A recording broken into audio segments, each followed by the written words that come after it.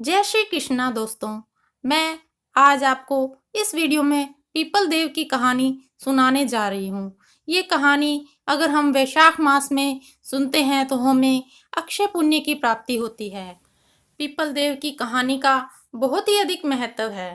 People देव की कहानी सुनने से पीपल देव प्रसन्न होते हैं और हमारी सभी मनोकामनाओं को पूर्ण करते हैं। लेकिन वीडियो शुरू करने से पहले अगर आपने मेरे चैनल को अभी तक सब्सक्राइब नहीं किया है तो आप कर लें और पास में लगे बेल आइकन को भी दबा दें ताकि मेरी आने वाली सभी वीडियोस के नोटिफिकेशन आपको मिल जाए। तो चलिए शुरू करते हैं पीपल देव की कहानी। पीपल देव की कहानी इस प्रकार है। एक गांव में एक ब्राह्मण तथा एक ब्राह्मणी रहते थे। ब्राह्मण देव बहुत ही श्रद्धा भाव से पीपल की पूजा किया करते थे। उनका ये नियम था कि वो जब तक पीपल देव की पूजा नहीं कर लेते वो मुंह में पानी और अन्न कुछ भी नहीं लेते थे। लेकिन अब कई दिन हो गए थे पूजा करते करते, तो ब्राह्मण देव को पीपल में से एक आवाज आने लगी, मैं देऊं तू मांग, मैं देऊं तू मांग।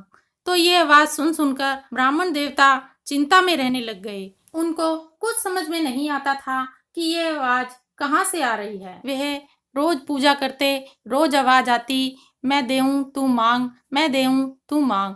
लेकिन वो कभी किसी को कुछ नहीं कहते और चुपचाप घर पर आकर बैठ जाते और विचार करने लग जाते कि ये आवाज किसकी हो सकती है। कई दिन तक ऐसा ही होता रहा। तो एक दिन ब्राह्मणी ने ब्राह्मण से पूछा कि हे पतिदेव, मैं आपको इतना अच्छा भोजन करवाती हूँ, इतना अच्छा हमारे घर में खुशहाली है, फिर भी आप दिन प्रतिदिन दुबले पतले क्यों होते जा रहे हैं। इस पर ब्राह्मण देव बोले कि तू मेरे मन की बात ना पूछ, तभी ठीक रहेगा। तो ब्राह्मणी बोली कि मैं आपकी पत्नी हूँ, अगर मैं आपसे नहीं पूछूंगी तो कौन पूछेगा।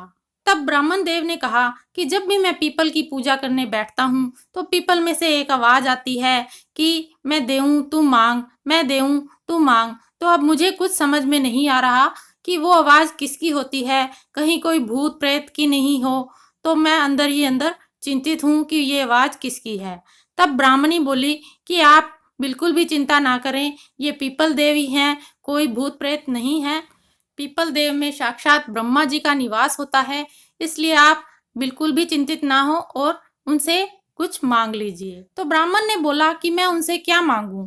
तो ब्राह्मणी बोली कि आप उनसे बस इतना कहना कि 16 साल की काया दे, 1000 साल की माया दे, बेटा पोता को परिवार दे, सारा सुख दे। अगले दिन ब्राह्मण सुबह फिर पीपल देव की पूजा करने के लिए गए और जब पूजा करने लगे तो अंदर से फिर वही आवाज आई, मैं देऊं तू मांग, मैं देऊं तू मांग। तो ब्राह्मण देव ने कहा कि 16 साल की काया दे, 1000 साल की माया दे, बेटा पोता को परिवार दे, सारा सुख दे। तो पीपल देव ने सोचा कि ब्राह्मण तो सीधा साधा दिखता था पर बहुत कुछ मांग लिया, चलो इसके इतना ही हो जाएगा। इसके बाद वो ब्राह्मण घर के लिए चल दिया और रास्ते में विचार करने लगा कि मैंने पीपल देव से जो कुछ भी मांगा पीपल देव ने मुझे नहीं दिया। लेकिन चलते चलते वह अपने घर से थोड़ा आगे निकल गए। फिर ब्राह्मणी ने देखा कि ब्राह्मण देव घर के आगे से जा रहे हैं, तो उसने पीछे से आवाज दी कि आज आप अपना घर भूल गए क्या, जो आप घर पर नहीं आए और आगे निकल गए। ब्राह्मण देव ने पीछे मुड़ के देखा तो उनकी झोपड़ी की जगह महल खड़ा था। तो ब्राह्मण देव बोले कि अपने तो टूटी फूटी झोपड़ी हुआ करती थी, अब ये महल कहाँ से आ गया।